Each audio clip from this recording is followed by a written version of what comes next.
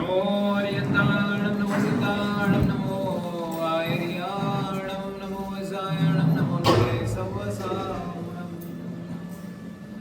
एसो पंचन मुक्कारो सब्बपापपणासनो मंगलाणं च सव्वेसिं बडवम् अवै मंगलम् नमो दुर्वार रागादि वैरिवार निवारिणे अर्हते योगिनाथाय महावीराय ताईने जय जगजीव जोड़ी वियाणो जगगुरु जगानंदो जगनाहो जगबंधु जय जगप्रियामहो भयवम् जय सुवर्णं भगवो तीर्थराणो अपचिमो जय गुरुलोगाणं जय महापामावीरो ओंकार बिंदु संयुक्तं नित्यं ध्यायन्ति योगिनः कामदं मोक्षदं चैव ओंकाराय नमो नमः अज्ञानतिमिरान्धानां ज्ञानाञ्जनशलाकया नेत्रमुन्मीलितं येन तस्मै श्रीगुरवे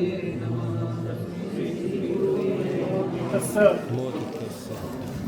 वंदन है गुरुवर आपको वंदन है वंदन है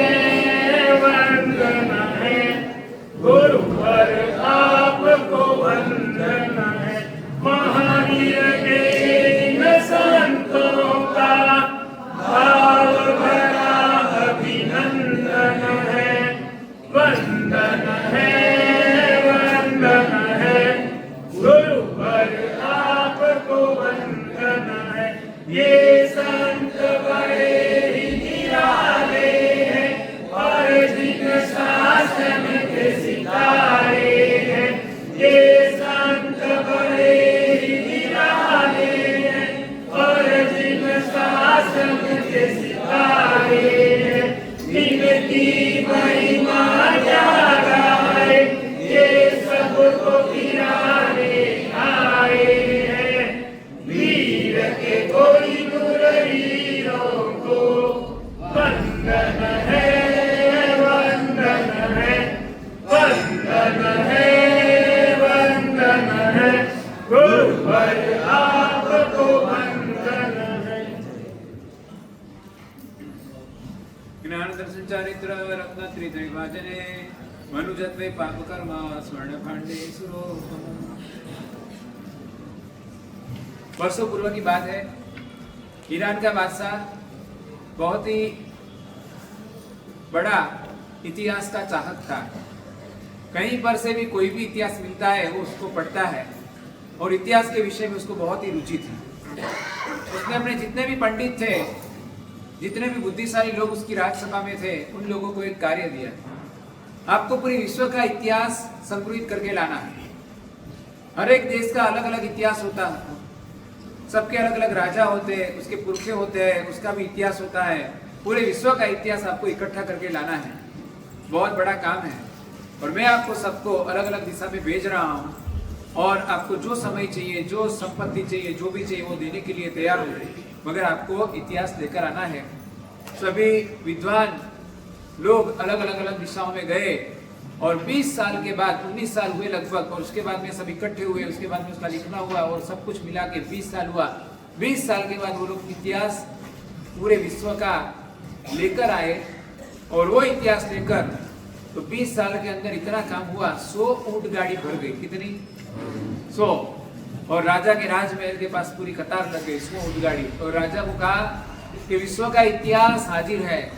बोले कहाँ है? देखो इस 100 बैलगाड़ी के ऊंट गाड़ी के अंदर सब इतिहास है, पूरे विश्व का इतिहास। राजा के तुम लोग पंडित के पंडित रहे, तुम्हें इतना समझ में नहीं आता है। ये 100 ऊंट गाड़ी भर के तुम लेके आए, मैं नहीं, मेरे 5 पुरखे पढ़ लेना, मेरी 5 अगली पीढ़ी पढ़ लेना तो भी पूरा ना हो, इतना इतिहास है। आप शॉर्ट एंड स्वीट करो। 100 ऊंट गाड़ी भर के लाए हो, कैसे मैं पढ़ूंगा? और कहा ठीक है, इसको शॉर्ट करना है। और शॉर्ट करते करते करते 20 साल और लगाए और एक ऊंट गाड़ी भर के वो लोग विश्व का इतिहास लेके आए। कितने साल हो गए? 40 साल। और राजा वैसे भी थका हुआ था क्योंकि 40 साल बीत चुके थे। बोले कि एक ऊँटगाड़ी पढ़ने की भी अभी मेरी ताकत नहीं है, इतना माल पढ़ने की मेरी ताकत नहीं है, इसे और शॉर्ट करके लाओ, एक किताब में बना के लाओ। और 10 साल लगा दिए और उसमें एक किताब के अंदर पूरा विश्व का इतिहास लेकर आए। और उस टाइम राजा मरण सैया पर पड़ा था, मौत करीब थी, और कहा महाराजा पूरे विश्व का इतिहास हम एक किताब के अंदर लेके आए हैं। और राजा ने कहा तुम्हें समझ में आता है मैं अभी कहाँ पर पड़ा हूँ? मृत्यु सैया पर। यहाँ पर अब कुछ नहीं हो सकता है, आप मुझे पूरे विश्व के इतिहास की जो किताब है उसका एक सार मुझे एक लाइन में बता दो। और सब लोग चिंता में पड़ गए कि ये कैसे बता सकते हैं पूरे विश्व का इतिहास। हाँ, 100 ऊँटगाड़ी से एक ऊँटगाड़ी, एक ऊँटगाड़ी से एक किताब, किताब से अब एक लाइन के अंदर बताना है। और एक बहुत अच्छा विद्वान था, बहुत बुद्धिशाली था, उसने कहा महाराजा विश्व का इतिहास सिर्फ एक लाइन में मैं बता देता हूँ, जन्म, जीवन और मरण, ये विश्व का इतिहास। इतिहास किसको लेकर बनता है? इंसान को लेकर बनता है, बराबर है। ये व्यक्ति कब तक जिया, कब कब क्या उसने कार्य किया, क्या हुआ क्या नहीं, ये सारा का सारा जो होता है वो इतिहास गिना जाता है। तो विश्व का इतिहास, पूरे विश्व का एक समान इतिहास आप कहने जाओ तो एक ही इतिहास है, जन्म, जीवन और मरण। अपना इतिहास, अपना अनंत काल का इतिहास, अपने अनंत जन्म का इतिहास यदि लेने जाए और उसको शॉर्ट में कहना है तो बस यही कह सकते हैं, जन्म, जीवन, मरण, यह साइकिल लगातार अपनी चल रही है। अनंत अनंत काल से ये हमारी जन्म, जीवन, मरण की चल रही है साइकिल। ऐसे ऐसे बहुत सारे जीवन हमने जिए हैं इस दुनिया के अंदर जो कोई चुनौतीपूर्ण नहीं है। लाइफ इज चैलेंज, मगर कौन सी लाइफ? चींटी मकोड़ी की लाइफ चैलेंज है? हाँ, मतलब उसको जीवन, ऐसा जीवन जीना और जीकर कुछ करके बताना वो एक चैलेंज है, मगर वो कौन सी लाइफ? वो लाइफ की मैं आज बात करने के लिए आया हूँ। खदान में से लोहा निकलता है, वो लोहे की इच्छा है कि मुझे कहाँ पर यूज होना। वो लोहे का यूज ट्रेन के व्हील में भी हो सकता है और उस लोहे का यूज प्लेन के व्हील में भी हो सकता है। मगर यदि वो लोहा ट्रेन के व्हील में यूज हुआ तो उसकी नियति बन जाएगी जिंदगी भर के लिए, जब तक वो खत्म नहीं होता है तब तक उसे ट्रैक पर दौड़ते रहना है। और यदि वो प्लेन के अंदर यूज हो गया व्हील में तो उसकी नियति अलग होगी, टेक ऑफ होगा और वो आसमान के अंदर उड़ेगा। मैं यही कहना चाहता हूँ, अपने जीवन के अंदर से क्या बनाना, हमें अपने जीवन को किस तरह से मोड़ देना। लोहे की तरह हम मजबूर नहीं है, लोहा मजबूर है। इंसान उसको जहां पर यूज करेगा उसके हिसाब से उसकी नियति बनेगी। वो ट्रैक पर दौड़ेगा या आसमान में उड़ेगा, मगर वो अपने साथ नहीं है। हम जैसा चाहते हैं ऐसा अपना जीवन बना सकते हैं। सच बात है, आप अपना जीवन जैसा चाहो वैसा बना सकते हो। हाँ, तो फिर कहाँ रुकावट है? हाँ, विल पावर आपको बनाना है, वही आपका विल पावर। आपने तो ठान लिया मुझे मेरा जीवन ऐसा बनाना है। सबसे बड़ी कमी कहाँ पर है? ठानने में ही कमी है। हम कुछ सोचते ही नहीं है, जीवन ऐसे ही चलते रहते हैं, कोई गोल के बिना, कोई विशेष अपने जीवन का प्रयोजन नहीं है। मुझे एक भाई पूछने के लिए आए, what is purpose of your life? आपके लाइफ का पर्पस क्या है? मैंने जो जवाब दिया वो तो दे दिया और वो संतुष्ट भी हुआ, मगर आपको कोई पूछे कि आपकी लाइफ का पर्पस क्या है तो आपके पास क्या जवाब है? What is purpose of your life? हाँ, आपके पास क्या जवाब है? पर्पस तो समझते हो ना? हाँ, फिर कहेंगे कि भाई ये पर्पस का मीनिंग क्या है, तो फिर मैं कहूंगा कि भाई पहले पर्पस का तो मीनिंग कर लो। What is purpose of life? मतलब कि आपके जीवन का क्या हेतु है, क्या उद्देश्य है, आप जीवन के द्वारा क्या प्राप्त करना चाहते हो, आप जीवन के द्वारा क्या देना चाहते हो, ये सारे के सारे आपकी लाइफ के पर्पस है। कोई ऐसा कह सकता है मेरी लाइफ का पर्पस है मेरे जो आश्रित है, मेरी जो माँ है, मेरे जो पिताजी है उसकी बराबर सेवा करना, मेरे जो बेटे हैं उसको बहुत अच्छा एक काबिल इंसान बनाना, उसको एक सज्जन आदमी बनाना, ये मेरी लाइफ का पर्पस है। यू कैन टेल इट, आप कह सकते हो। इस तरह से कोई व्यक्ति कह सकता है, कोई एम्बिशियस है वो कह सकता है मेरी लाइफ का पर्पस पूरे इंडिया के अंदर जो टॉप 10 है उसके अंदर मुझे नंबर लाना है, वो मेरी लाइफ का पर्पस है। पूरा कर सकूं न कर सकूं सेकंड नंबर की बात है, मगर मेरा उद्देश्य, मेरा गोल एक फिक्स तो होना चाहिए, एक कुछ गोल तो अंदर क्लियर होना चाहिए। आज मैं 4 प्रकार की लाइफ आपके सामने रखूंगा और उस 4 लाइफ के अंदर से आपको अच्छी लाइफ पसंद करनी है। उसमें से जो 3 लाइफ है वो लाइफ जीने में कोई चुनौती नहीं है, वो तो बहुत सारे भेड़ बकरे भी जीते हैं और एक दुर्जन भी जीता है, उसमें कोई मतलब नहीं है। चौथे नंबर की जो लाइफ है वो सर्वश्रेष्ठ है। सबसे पहले नंबर की लाइफ है वो है व्यर्थ जीवन, यूजलेस लाइफ, जिसको कहते हैं इजी लाइफ, यूजलेस लाइफ, जिसका कोई मतलब नहीं है। आलसी लोगों की लाइफ यूजलेस लाइफ होती है। वो व्यक्ति किसी के काम में नहीं आता है, वो घर में भी पड़ा रहता है। एक सब्जी लाने के वो बोलते हैं तो वो बोलता है कि घर में बहुत सारे लोग हैं, उसको किसी को भी बोल दो मेरा ये काम नहीं है, मैं तो खा पी के मस्त रहूंगा और थोड़ा सा कॉलेज जाना पड़ता है डिग्री लेने के लिए तो कॉलेज या तो स्कूल चला जाऊंगा, बाकी मैं कोई काम करने वाला नहीं हूँ। ये कैसे लोग? Useless life. हाँ, 3 लड़के विदेश गए और विदेश से वापस आए पढ़ लिख कर, और पहले को पूछा तूने क्या पास किया, उसने कहा MBA पास किया। दूसरे को कहा तूने क्या पास किया, उसने कहा मैं MBBS पास किया। तीसरे को कहा तूने क्या पास किया, मैंने टाइम पास किया। ऐसे टाइम पास करने वाले लोग, जिसके समय का कोई मतलब ही नहीं है, जिसके समय की कोई वैल्यू नहीं है। एक लड़के ने कहा कि यार कल मैं एक थिएटर पे गया था, मुझे पता लगा कि ऐसी भी फ्लॉप पिक्चर दुनिया में हो सकती है। तो उसने कहा क्या तूने पिक्चर देखी? मैं पिक्चर नहीं देखी तो भी मैं कह सकता हूँ ये पिक्चर फ्लॉप है, तो कैसे? तो थिएटर पर पिक्चर लगी थी और मैं गया टिकट लेने के लिए। मैंने कहा कौन से शो है? 3 से 6, 6 से 9, कौन से शो है? तो उसने टिकट देने वाले ने पूछा आपको कब आना है? आप समझे कि नहीं?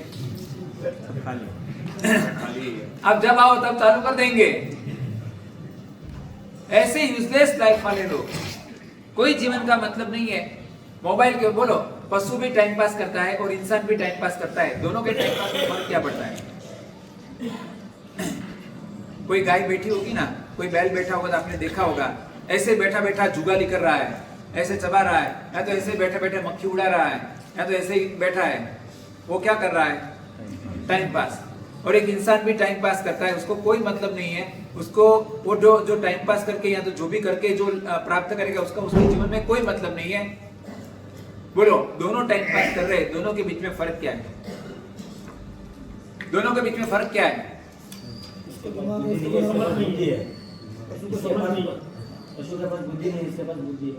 अच्छा, इसके पास बुद्धि है, इसके पास बुद्धि है तो भी टाइम पास कर रहा है। बुद्धि नहीं और टाइम पास कर रहे हैं वो तो बराबर है, मगर बुद्धि है और टाइम पास कर रहा है, ये तो कुछ समझ में नहीं आई, बात हजम नहीं हुई। दोनों टाइम पास करते हैं, फर्क क्या पड़ता है? हाँ, वो तो मैंने कह दिया। और दूसरा फर्क क्या पड़ा? एक को टाइम पास करने के लिए कोई ना कोई साधन की जरूरत पड़ती है, मोबाइल की जरूरत पड़ती है, टीवी की जरूरत पड़ती है, एक को किसी भी साधन की जरूरत नहीं पड़ती है। मैं समझता हूँ कि पशु आपसे काफी आगे है, क्योंकि आपको तो पैसे खर्च करने पड़ते हैं टाइम पास करने के लिए, उसको 1 रुपया खर्च नहीं करना पड़ता। Useless life. और मोबाइल के अंदर कितने सारे घंटे निकल जाते हैं, पता नहीं लगता है। एंटरटेनमेंट मिलता है। हाँ, एंटरटेनमेंट से क्या क्या मिलता है? एंटरटेनमेंट से क्या अचीवमेंट मिलता है वो बताओ? एंटरटेनमेंट मिलता है, सच बात है। हाँ, नींद आती है, तुझे नींद आती होगी, सबको नींद नहीं आती है। सोशल मीडिया का कभी कोई गुड यूज किया?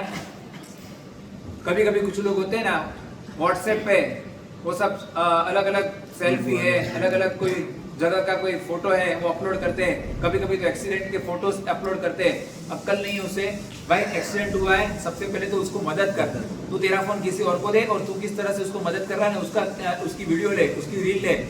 मगर नहीं, ये जो देखो कुछ नया मैं दिखा रहा हूँ, ऐसा करके कितने लोग अपने पूरे जीवन को कबाड़े में डालते हैं।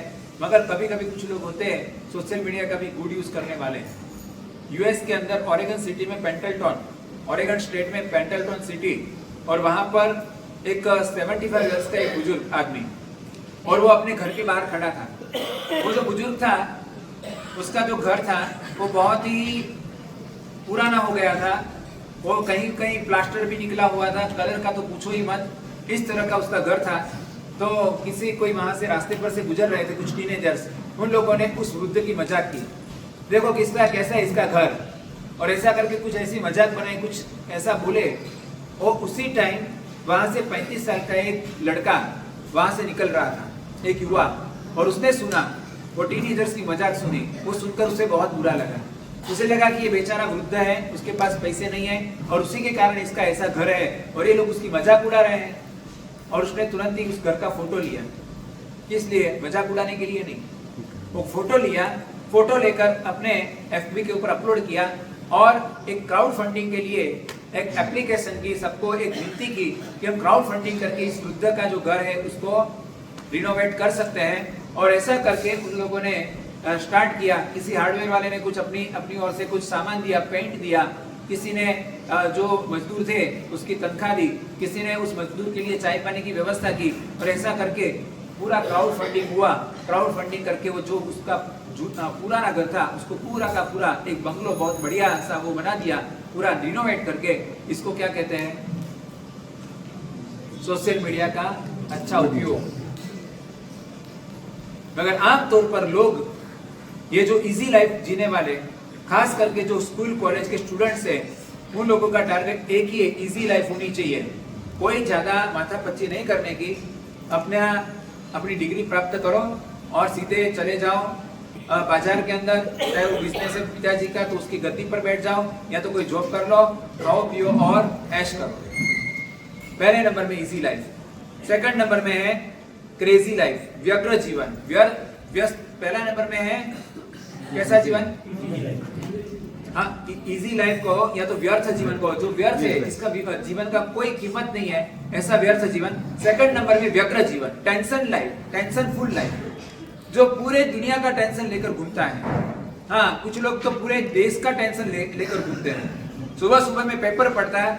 हाँ, वो लड़का था चिंटू, और वो सुबह सुबह में पेपर पढ़ रहा था, और पेपर पढ़ते पढ़ते कहता है, यदि मेरी चले तो इस देश की शिकल बदल डालूं। तो उस टाइम उसकी पत्नी वहां पर थी, उसने कहा, जनाब आपने पैंट उल्टी पहनी, पहले उसको बदलो। पूरी दुनिया को बदलने के लिए आ जाते हैं, पूरी दुनिया का टेंशन लेते हैं, और निकलता कुछ नहीं है, होता कुछ नहीं है, बस यहाँ का वहां का सबका टेंशन लेकर घूमते हैं, वो टेंशन फुल लाइफ। और कुछ लोग रियल टेंशन भी लेते हैं, मगर वो टेंशन लेने का कभी कोई मतलब नहीं होता है। जो रास्ता उसे कोई दिखाता है, ये रास्ता है टेंशन में से बाहर निकलने का, तो उसके ऊपर उसे चलना नहीं है, बस उसे टेंशन वाली लाइफ ही पसंद है। ऐसे व्यक्ति भी अपना जीवन व्यर्थ गवा रहे हैं। एक व्यक्ति घर के अंदर प्रवेश करता है, जॉब करके आया, बिजनेस करके आया, और घर में प्रवेश किया, और घर का देखा हुलिया, पूरे घर के अंदर अस्त व्यस्त सब कुछ पड़ा है। जो कपड़े थे जो सुखाए हुए, वो ऐसे कैसे पड़े, घड़ी नहीं की, ना प्रेस की है, ऐसे कैसे सोफा के ऊपर पड़े हैं। वहां पर बर्तन भी उल्टे सुल्टे पड़े हैं किचन के अंदर। पूरा घर देखो तो ऐसा लगे कि भूकंप आ गया हो, इस तरह का पूरा घर था। वो चिल्ला रहा है अपनी पत्नी का नाम ले लेकर, कहाँ गई, कहाँ मर गई, ये कैसा घर बना के रखा है। और कहीं पर पत्नी दिख नहीं रही है। वो उसको ढूंढते ढूंढते गैलरी तक पहुंच गया। गैलरी के अंदर उसकी पत्नी एक चेयर पर बैठी थी, पैर पर पैर चढ़ा के, और न्यूज़पेपर पढ़ रही थी। सीधा न्यूज़पेपर उसने लिया और फाड़ दिया। शर्म नहीं आती है क्या? घर का वो बना के रखा है, कबाड़ खाना बना के रखा है, कितनी सारी चीजें, कुछ बराबर करना नहीं है। उसने कहा शट अप, आवाज मत करो, हाँ आवाज मत करो। आप कितनी बार आप बोल चुके हो, तेरे काम का कोई वैल्यू ही नहीं है, काम तो हम करते हैं, बाजार में हम जाते हैं, पैसे हम लेके आते हैं, तेरी काम की क्या वैल्यू है? मैंने कोई काम नहीं किया, देख लो घर को, देख लो, मैंने कोई काम नहीं किया। और तब से उसने बोलना बंद कर दिया, क्या तेरे काम की कोई वैल्यू नहीं है। ऐसे रास्ते मत बताइए, हाँ? घर में आग लगेगी। घर में आग लगेगी नहीं, इन लोगों की ठिकाने पे आ जाएगी। हाँ, जो काम करता है ना उसे लगता है मेरा काम ही महत्व का है, बाकी दुनिया का काम वो तो फालतू है, उसका कोई मतलब ही नहीं है। ये सब व्यस्त जीवन वाले, व्यग्र जीवन वाले, दिमाग के अंदर पूरी दुनिया का टेंशन। हाँ, और भावनगर का एक रिटायर्ड स्टेशन मास्टर, और रिटायर्ड हो गया, घर पे अभी रुकता है। वैसे उसकी रोजाना रात की ड्यूटी थी स्टेशन पे, रेलवे स्टेशन पर, और उसे 1 महीने तक नींद नहीं आई। और फिर वो स्टेशन पर सोने के लिए गया, तो वहां व्यवस्थित नींद आ गई। किसी ने पूछा कि क्या वहां क्यों सोने के लिए जाते हैं? तो बोले जहां जब तक खटखट नहीं होती ना तब तक मुझे नींद नहीं आती है। आप समझे गए? कुछ लोगों को एक आदत बन जाती है, कुछ ना कुछ उथल पुथल होनी ही चाहिए, नहीं तो मजा नहीं आती है। और व्यग्र जीवन कभी कभी उग्र जीवन बना देता है। महिला थी लड़ाई की शौकीन, किसी के भी साथ लड़ाई में उतर जाए, और बेलन लेकर बाहर निकल रही थी। पति ने कहा कहां जा रही हो? अरे पड़ोसन के साथ लड़ने के लिए। तो वो तो कल निपट गया था ना, कल सेमीफाइनल थी, आज फाइनल है। पति ने आभार माना भगवान का, भगवान ऐसी कोई पड़ोसन दे दिए तो मेरे ऊपर जोखिम नहीं आता है, लड़ती है तो उसके साथ। पहले नंबर में व्यर्थ जीवन, दूसरे नंबर में व्यग्र जीवन, तीसरे नंबर में व्यस्त जीवन।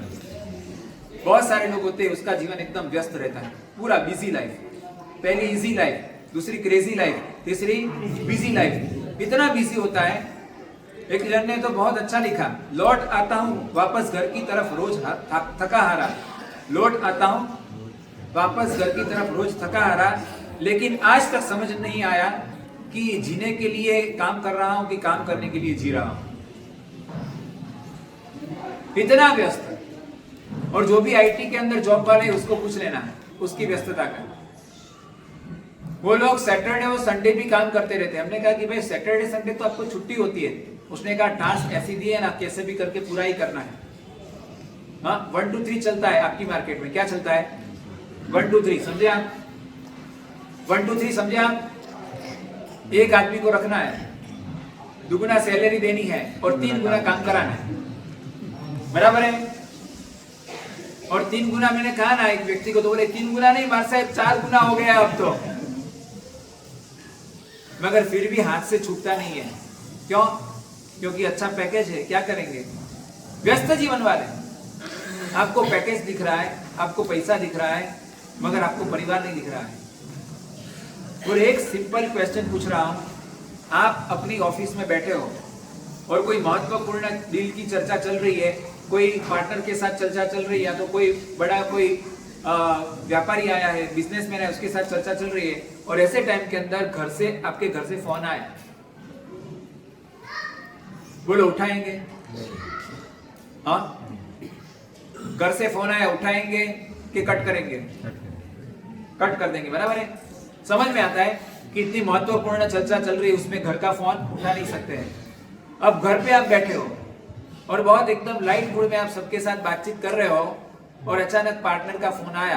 आपको पता नहीं वो महत्वपूर्ण है कि ऐसे ही फालतू का में, या तो 1 घंटे की बात भी कर सकते हैं, आपको कुछ भी पता नहीं है। उसका फोन आया, बोलो आपकी बात कट हो जाएगी बीच में? इसका मतलब घर वालों की कोई वैल्यू नहीं है। आपको लग रहा है कि व्यस्तता, हाँ सच बात है। और कुछ क्वेश्चन हो तो मुझे रोकना, कोई प्रॉब्लम नहीं है। होता क्या है मालूम है? जो बड़े हैं ना, अबाउट 25 अबाउट 30, उसको बहुत प्रॉब्लम नहीं आता है। थोड़ी बहुत आप अपेक्षा कर लो। एकदम छोटे हैं, 8 साल के हैं, 9 साल के, 10 साल के, उसके भी कोई प्रॉब्लम नहीं, क्योंकि उसकी माँ उसे संभाल लेगी। मगर सबसे ज्यादा प्रॉब्लम आता है टीनेज के अंदर, जब बेटा बड़ा होता है, बेटी बड़ी होती है, और ऐसे टाइम के अंदर एक प्रेम का एक वैक्यूम यदि खड़ा होता है। और आजकल तो पति और पत्नी दोनों जॉब पर, बराबर है ना? यही चलता है लगभग। वहां पर ही रखो दादाजी। नहीं, संभला। एक मिनट, आ जाने दो, साइड पे आ।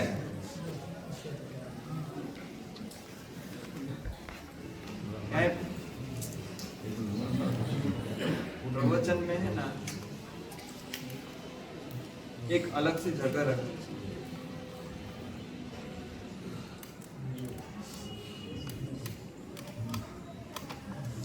सुनाई नहीं देता है तो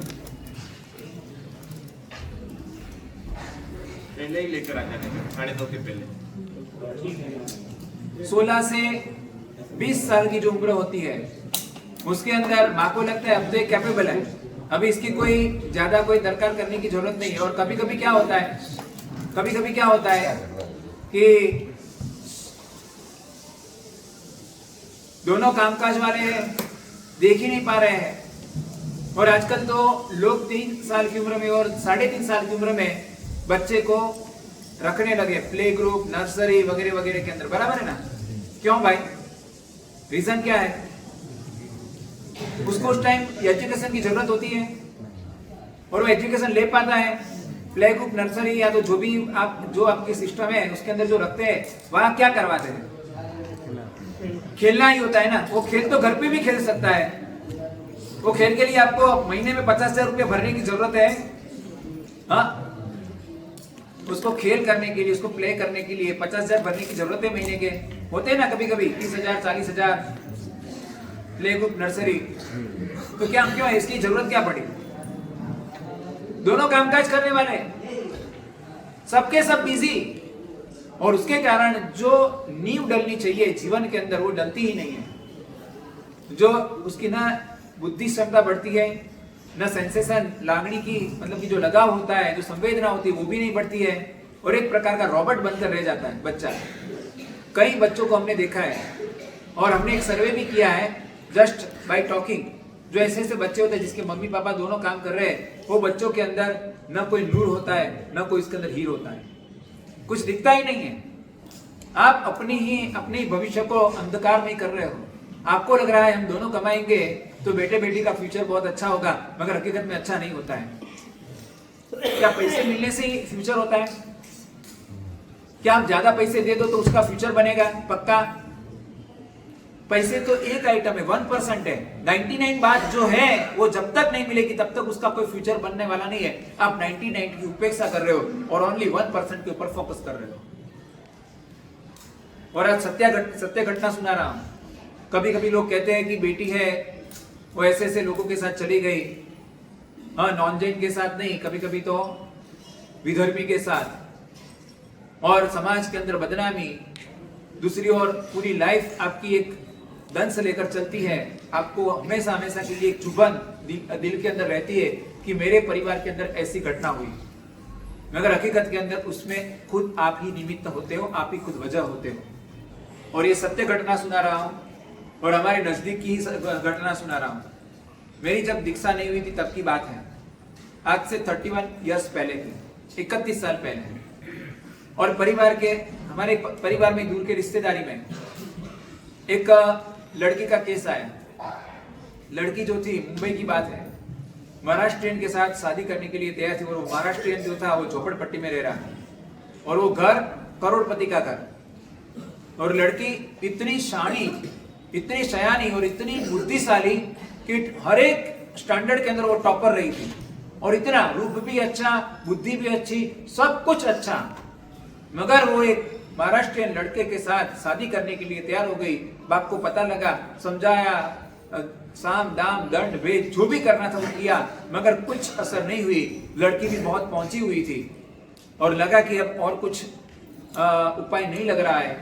गुरुदेव श्री हमारे परिवार के, आपको पता है, उनके भतीजे तो एक ही परिवार है, ये लड़की का भी परिवार वही परिवार। और वो लड़की को लेके आए उसके पिताजी गुरुदेव के पास, और गुरुदेव को कहा कि साहब ये ऐसी जगह पर जाने के लिए तैयार हुई है, न वहाँ कोई संस्कार के ठिकाने, न कहीं धर्म का ठिकाना है। साहब नॉनवेज भी उसके घर में खाते हैं, और साहब ऐसे घर के अंदर वो शादी करने के लिए तैयार। साहब आप उसे कुछ समझाओ। लड़की मौन थी, गुरुदेव ने जो समझाना था वो समझा दिया। और वो समझाने के बाद लड़की ने कहा कि साहब अब मैं बोलूं? गुरुदेव ने खुशी से बोलो, आपको भी मैं सुनूंगा। और उस लड़की ने इतना ही कहा कि साहब पिताजी को सिर्फ इतना पूछो कि जब मैं 13, 14, 15 की थी टिल 20, जब मैंने ये रिश्ता तय किया तब तक पिताजी ने मुझे कितना समय दिया है। और बाप की ओर गुरुदेव ने नजर की, वो निरुत्तर था, मौन था। और लड़की ने खुद ने कहा साहब पाठशाला की सारी कंपटीशन के अंदर मैं फर्स्ट आई हूं, चाहे वो अंगरचना की हो, चाहे वो और कोई डिबेट की हो, चाहे वो कोई वक्तव्य की हो, सभी के अंदर मैं फर्स्ट आई। मगर एक भी बार पिताजी मेरे साथ नहीं आए। कभी इनाम दे रहे थे, मैंने कहा पापा को कहा, पापा ने कहा तेरी मम्मी आ रही है तो तेरी फ्रेंड आ रही है, उसके साथ तू चली जा, मेरे पास टाइम नहीं है। मैंने कहा आज बहुत अच्छी अंगरचना की है भगवान की, मेरा फर्स्ट आया है, आप नजदीक में ही देरासर है, जरा शाम को जरा आ जाओ, दर्शन करने के लिए आ जाओ। और बाप ने कह दिया मेरे पास टाइम नहीं है। साहब हर वक्त उपेक्षा, कोई प्रश्न लेके जाते हैं तो कहते तेरी मम्मी के साथ बात कर ले, साहब मम्मी के साथ बराबर है, मगर कभी कभी आपके साथ भी हमें बात करनी होती है, मगर कभी भी उन्होंने मुझे समय नहीं दिया। और साहब ये जो समय होता है वो एक बहुत क्रूशियल पीरियड होता है। ऐसे टाइम के अंदर न विवेक होता है खुद के पास और जोश होता है मगर होश नहीं होता है। ऐसे टाइम के अंदर यदि प्रेम नहीं मिला, प्रेम का वैक्यूम खड़ा हुआ, बचपन के अंदर माँ का प्रेम मिलता है, बड़ा होने के बाद में पत्नी का प्रेम मिलता है और बड़े होने के बाद बेटे बेटी का प्रेम मिलता है, मगर बीच की जो अवस्था होती है उसके अंदर एक प्रेम का यदि वैक्यूम खड़ा हुआ तो व्यक्ति कहीं पर भी जा सकता है। साहब बस यही हुआ, घर से प्रेम नहीं और बाहर से जहां से प्रेम मिला मैं उस तरफ ढल गई। साहब कुछ नहीं होने वाला है, 100% शादी होकर रहेगी। मैं बालिग हूं, मैं नाबालिग नहीं हूं, इसलिए कोई मुझे रोक नहीं सकता है। जब बेटी ने कहा, बाप ने कहा मैं सुसाइड करूंगा, और तब बेटी गुरुदेव के सामने बाप को कह रही है आपकी जिंदगी आपके हाथ में है, मैं कुछ नहीं कर सकती, इट इज योर विल, आपको इच्छा है तो आप कर सकते। ये रिजल्ट कैसे आया? व्यस्त जिंदगी, व्यस्तता को कुछ हद तक सीमित रखो। परिवार वाले भी समझते हैं आपको बाजार के अंदर बहुत प्रॉब्लम है और उसके हिसाब से आपको ज्यादा घंटे देने पड़ते हैं, आप व्यस्त अत्यंत हो, तो वो लोग भी समझते हैं। मगर पर्याप्त पैसे मिल रहे हैं, सब कुछ है, अब आगे की दौड़, आप समझे ना, आगे की दौड़। हाँ, करोड़, 2 करोड़, 5 करोड़ तक तो पहुंच गए, अब आपको 50 करोड़ पे जाना है, आपको 100 करोड़ पे जाना है, और उसके लिए आप पूरे परिवार की उपेक्षा करते हो, तो वहां पर वो हजम नहीं होता है। उन लोगों को लगता है हमारी पूर्ण रूप से उपेक्षा ही हो रही है। आप कभी ऐसा मत कहना कि मैं इन लोगों के लिए दौड़ रहा हूं, आप अपने अहंकार के लिए दौड़ रहे हो। एक बहाना है सिर्फ परिवार का, बाकी हकीकत के अंदर अहंकार के अलावा और कुछ भी नहीं है। आपकी लाइफ की डेफिनेशन करनी हो तो कर सकता हूं। वो सरदार जी थे गुरबचन सिंह, उन्होंने शिवाजी महाराज के ऊपर पीएचडी की। हाँ, शिवाजी महाराज कौन? महाराष्ट्र के छत्रपति शिवाजी, महाराष्ट्र के घर घर के अंदर उसके फोटो मिलेंगे, सबके आराध्य है। और शिवाजी महाराज के ऊपर पीएचडी लिखी, और किसने? सरदार जी ने। तो मराठी लोगों को लगा कि भाई हमारे शिवाजी के ऊपर एक सरदार जी ने पीएचडी लिखी है, उसका तो बहुमान करना चाहिए। तो एक बहुत अच्छा प्रोग्राम अरेंज किया, उसके अंदर सबको बुलाया, बड़े बड़े लोगों को बुलाया, और स्टेज के ऊपर ये गुरबचन सिंह अपनी थीसिस लेकर बैठा है, पीएचडी की थी, उसकी थीसिस थी, और बाजू में महाराष्ट्र के जो बहुत बड़े कोई एक नेता थे, एक बहुत अच्छे साहित्यकार थे, वो बाजू में बैठे थे, और कहा कि दिखाओ तो सही आपकी थीसिस। और देखा, देखकर वो हैरान रह गए। थीसिस में स्टार्टिंग के अंदर उसने लिखा था शिवाजी घोड़े पर चढ़े, और अंत में लिखा था शिवाजी घोड़े पर से उतरे। बीच में सिर्फ जितने भी पन्ने थे सब में लिखा था तबड़िक तबड़िक तबड़िक तबड़िक तबड़िक। आप समझे कि नहीं?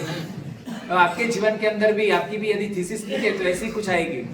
घर से दुकान गए और दुकान से घर पे आए, बीच में तबड़िक तबड़िक तबड़िक तबड़िक।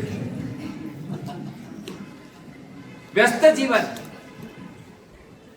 और आपके जीवन को देखकर हमें 5 पीरियड दिखते, 5 पीरियड। पहला पीरियड आपका है स्पाइडरमैन, स्पाइडरमैन का पीरियड, कॉलेज लाइफ, सबको जाल में फांसने की एक प्रवृत्ति चलती रही, स्पाइडरमैन। सेकंड नंबर का जो आपका पीरियड आता है वो आता है सुपरमैन, जाल डालने का बंद किया, डिंग हाँकने का चालू किया। हाँ, कोई एंगेजमेंट के लिए कहीं मीटिंग में जाता है तो कहते हैं भाई आपका एजुकेशन क्या? वैसे तो अपन को क्या है, 2 ऑस्ट्रेलियन कंपनी, 3 यूके की कंपनी, 2 अमेरिकन कंपनी, वहां से अपन को ऑफर थे, मगर हमें इंडिया में ही रहना था, कहीं जाना नहीं था। जरा अंदर जाके तो पता लगे कि ये गुब्बारा है कि क्या है। हाँ, सुपरमैन, डिंग हाँकने का चालू। फिर बाद में जैसे ही शादी होती है, असलियत सामने आ जाती है, तब हो जाता है जेंटलमैन।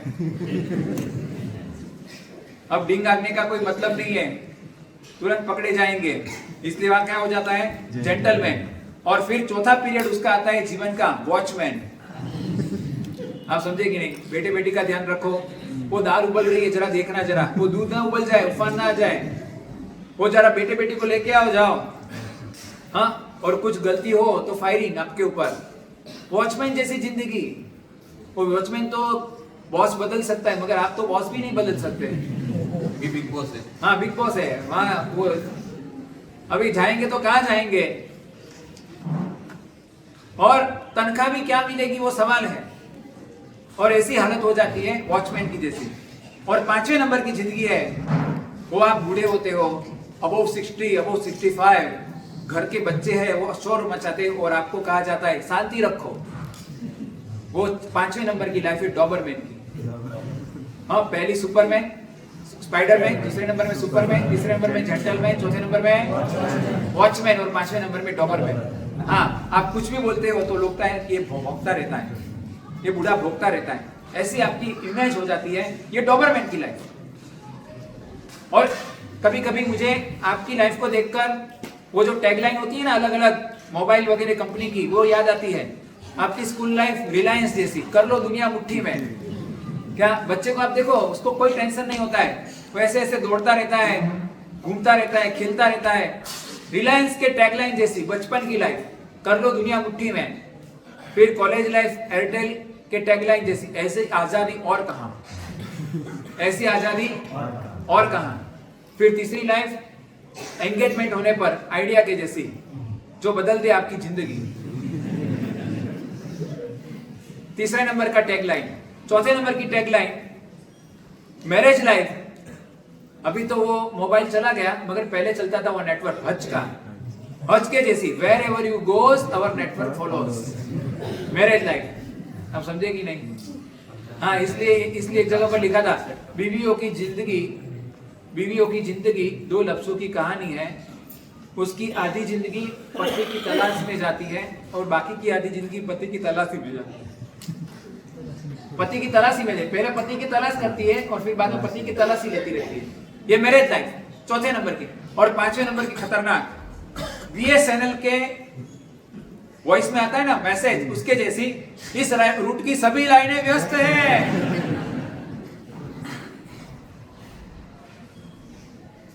और हमारी लाइफ LIC के टैगलाइन जैसी, जिंदगी के साथ भी, जिंदगी के बाद भी। जिंदगी के साथ भी मजे मजे और जिंदगी के बाद तो सदगति बैठी हुई है। मैं कहना चाहता हूं ऐसी कोई लाइफ आप चुनो, बाकी तो लाइफ आपने बहुत सारी जी ली, कोई मतलब नहीं उन लाइफों का। यह लाइफ हकीकत में आपके लिए काम की है, वो है हैप्पी लाइफ, मस्त जीवन। पहला है व्यर्थ जीवन, दूसरा है व्यग्र जीवन, तीसरा है व्यस्त जीवन, चौथा है मस्त जीवन, हैप्पी लाइफ। वो हैप्पी लाइफ बनानी है तो आपके जीवन के अंदर 4 क्वालिटी होनी चाहिए। पहले नंबर की, बेयर करो, सहन करो। सहन करेंगे तो ही आपकी लाइफ हैप्पी लाइफ बनेगी। आप कहीं पर सहन करने के लिए तैयार नहीं, कहीं कॉम्प्रोमाइज करने के लिए तैयार नहीं हो, कभी भी किसी के भी साथ झगड़ा करने के लिए तैयार हो, तो आपकी लाइफ कभी भी हैप्पी लाइफ नहीं बन सकती। एक बहुत अच्छा एक दृष्टांत पढ़ा था। एक व्यक्ति अपने जीवन से बहुत परेशान था और उसने बहुत सारी नींद की गोलियां ले ली और डीप स्लीप में चला गया। डीप स्लीप में चला गया, मरा नहीं, और उसके अंदर उसको अचानक एक स्वप्न आता है। बहुत बड़ा बोझ वो अपने पीठ के ऊपर लेकर घूम रहा है। चलते चलते वो भगवान के पास पहुंचा और भगवान के पास रखा, भगवान, इस दुनिया में सबसे ज्यादा उठाने का बोझ आपने मुझे दिया है, आप देखो कितने दुखों का बोझ आपने मुझे दे दिया। और वहां ईश्वर बैठे थे।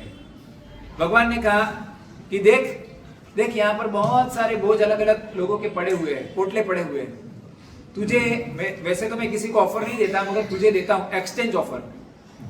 बोझ तो उठाना ही है सबको, मगर तू इन जितने भी अलग अलग पोटले हैं उसमें से कोई भी एक तू चुन ले, और उसके ऊपर सबका टैगलाइन भी लगा है, एक इसका है बोझ, और उसे लगा कोई अमीर का होगा तो वो कम होगा बोझ, चलो उसको उठा लेते हैं।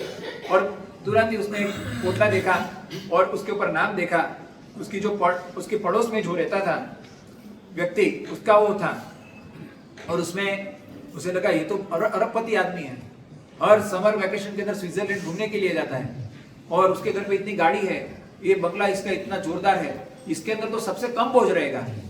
और ऐसा करके वो बोझ उठाने गया, एकदम झुक गया। उसे लगा अरे इसके अंदर तो लोहा भरा है कि क्या भरा है, मेरे बोझ से तो 10 गुना ज्यादा है। और भगवान ने कहा तू जरा खोल और देख उसके अंदर कौन से दुख पड़े हैं। और उसने खोला तो उसके अंदर जो दुख थे, आपको कभी कभी कुछ अमीर लोगों की लाइफ बहुत चकाचौंध वाली दिखती है, लाइमलाइट में दिखती है, जोरदार दिखती है, मगर जरा खोलना, hidden behind the curtain, behind the curtain क्या है आप देख नहीं पाओगे। ये भी देख नहीं पाया, उसके अंदर जो दुख थे, इसकी पत्नी बेवफा है, वो बहुत ही उससे परेशान है, उसके बेटे को कैंसर हुआ है और वो लग रहा है कि अभी ज़्यादा नहीं टिकेगा। उसके बहुत सारे पैसे बहुत सारे लोगों ने दबा दिए हैं। अभी इसका जो बंगला है, कुछ गाड़ियां हैं, कुछ उसका जो एस्टेब्लिशमेंट है वो सारा का सारा लॉन पर है, कभी भी इसमें से कुछ भी जा सकता है। और वो देखकर उसने पोटला बंद कर दिया, भगवान ये नहीं चाहिए, और 2-4 चेक कर ले। बोलो, आपको सिर दर्द है, दूसरे को पेट दर्द है, आपको सिर दर्द ऐसा है, आपको लग रहा है कि मेरे जैसा सिर दर्द शायद किसी को नहीं होगा, बराबर है ना? और वो पेट दर्द है उसको भी पेट दर्द बहुत है, पेट में दर्द है। अभी कोई ऐसा कहे कि आप दोनों एक्सचेंज कर लो, करने के लिए तैयार? क्यों? आपको लग रहा है मेरा जैसा दर्द किसी के पास नहीं है। और यहाँ ये एक्सचेंज करने के लिए देखा उसने, उसको लगा भगवान मेरा पोटला ही सही है, और अपना पोटला उठा के जाने लगा। अचानक उसके दिमाग में कुछ स्ट्राइक हुआ और उसने भगवान को कहा, भगवान मुझे ये समझ में नहीं आता है, मैं तो मेरा पोटला लेकर घूमता हूँ, मगर ये सब पोटले यहाँ पर क्यों पड़े हैं? भगवान ने कहा, इसके ऊपर तेरी नजर पहले जानी चाहिए थी। यही तो राज है। लोग हंसते खिलते क्यों जी रहे हैं इस दुनिया के अंदर? क्योंकि उन लोगों ने सबने जो बोझ था वो किसको सौंप दिया है? मुझे सौंप दिया है। भगवान भरोसे, भगवान ये तू संभाल लेना। मैं कहता हूं बैर करना है तो जो भी बोझ आपको लग रहा है जीवन के अंदर, वो किसको सौंपना है? परमात्मा को सौंप दो, वो संभालेगा। ज्यादा माथा पच्ची मत करो, जो है वो सहन करो। पहले नंबर में बैर करो, दूसरे नंबर में केयर करो। जो भी आपके आसपास है जीव, उसकी केयर करो, संभाल लो। एक छोटा सा दृष्टांत देकर मैं आगे चलूंगा, समय होने आया है। अकाल का समय एक गांव में आया। सभी लोगों ने प्रेडिक्शन किया इस वक्त इस पूरे एरिया के अंदर भयानक अकाल पड़ने वाला है, और सब लोगों को कहा कि एक एक बूंद पानी का बचाना, क्योंकि अभी इस साल पानी बरसने वाला नहीं है। और ऐसी ऐसी व्यवस्था की गई घरों के अंदर कि किसी एक पानी का ड्रॉप भी वेस्ट ना हुए। लोग हर रोज नहाने की जगह पर सप्ताह में एक बार नहाने लगे और इस तरह से पानी बचाने लगे।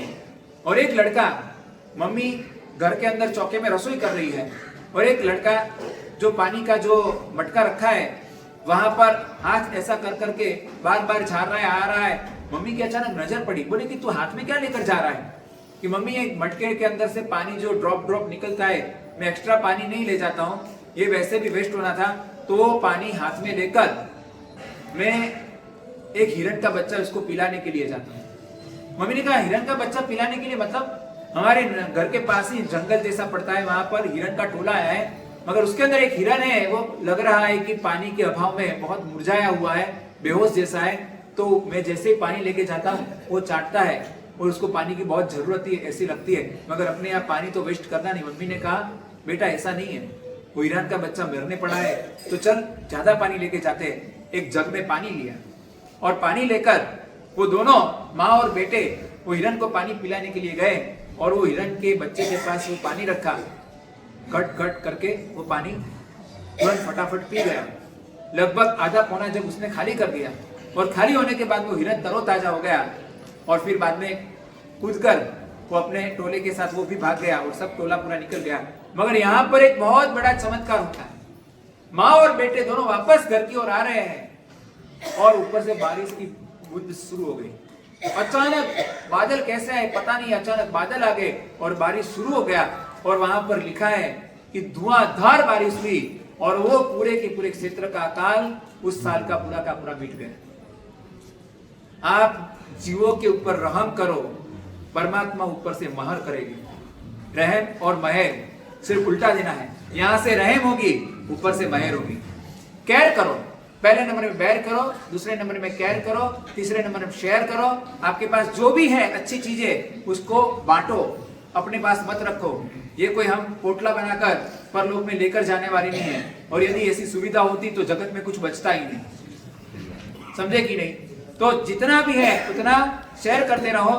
शेयर करना वो अपनी संस्कृति है। और चौथे नंबर में डेयर करो, मूल्य निष्ठता। भले ही जमाना मूल्य निष्ठता का नहीं है, टोपी घुमाओ, टोपी पहनाओ, कुछ भी करके पैसे लाओ, ये भले ही जमाना है। हाँ, एक व्यक्ति ने अपने मित्रों को पूछा मैं ऐसा क्या करूं कि लोग मुझे हमेशा के लिए याद रखे जिंदगी भर? उसने कुछ नहीं कर, किसी के पैसे ले ले और चुकाना मत, तू मर जाएगा ना तो भी वो तुझे याद करेगा, हमेशा हमेशा के लिए याद करेगा। ये आज की सिचुएशन है, मगर इस सिचुएशन के हिसाब से यदि आप आपकी लाइफ बनाएंगे तो मैं कहता हूं आप प्रवाह के अंदर बहेंगे।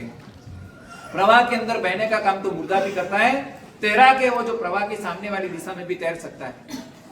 एक दृष्टांत देकर पूर्ण करता हूं। मोतीसा सेठ, जिन्होंने मोतीसा की टॉप बनाई, उसके बेटे खिमचंद सेठ। मोतीसा सेठ ने अपने पिताजी का सारा कर्जा मिटाया और इतना जबरदस्त जमाया, अपना कारोबार जमाया, इतना जबरदस्त पैसे कमाए और बहुत सारे सत्कारे किए, मगर वो मोतीसा सेठ के बेटे ने वापस दिवाला निकाला। ऐसा एक सौदा किया था, उसके अंदर बहुत सारे पैसे उसने गवाए और उसको दिवाला निकालने की नौबत आई। जितना भी था उसका सब कुछ बिक गया। ये जो दृष्टांत है ना, वो आई ओपनिंग है। आप अपने बेटे के लिए कितना भी रख कर जाएंगे, मोतीसा सेठ का बेटा खिमचंद, उसने भी दिवाला निकाला था, तो जरूरी नहीं आपके बेटे के पास ये सब कुछ टिकेगा। और वहां पर खिमचंद सेठ ने दिवाला निकाला, कोर्ट के अंदर सारी की सारी एफिडेविट हो गई, घोषणा हो गई कि मेरे पास जितना भी था, मेरा बंगला, मेरी जमीन, मेरी जायदाद, मेरे पास जो भी गहना, गोल्ड एंड सिल्वर जो भी था, वो सब कुछ मैंने दे दिया, मेरे पास कुछ नहीं है देने लायक। जितने भी लेनदार थे सबको घोषणा हो गई, एफिडेविट हो गई। कोर्ट में से नीचे उतर रहे हैं और अचानक कान पे बिजली आई और खिमचंद सेठ का हाथ कान पे गया और उस टाइम कान के अंदर सोने की बाली पहनते थे और उन्होंने सोचा ये तो रह गई, मैंने सब कुछ दे दिया, एक अंगूठी भी उंगली पर नहीं रखी है, हाथ और ब्रेसलेट की बात तो छोड़ो। और वहां सीधे वो ऊपर आए, ऊपर आकर कहा, जज साहब एक मेरी गलती हो गई, मेरी कान की बाली रह गई है। वहां पर कान की बाली उतारकर उन्होंने जज के पास सुपुर्द करी। जितने लोग वहां पर खड़े थे सबकी आंख में आंसू। ये मूल्य निष्ठता का जमाना था। सिर्फ 150-200 साल हुए और करवट क्या बदली है समय ने, आज सब कुछ समाप्त हो गया। मैं कहता हूं भले समाप्त हुआ, मगर आप एक एग्जाम्पल दुनिया को दे सकते हो, और वही लाइफ चैलेंज वाली।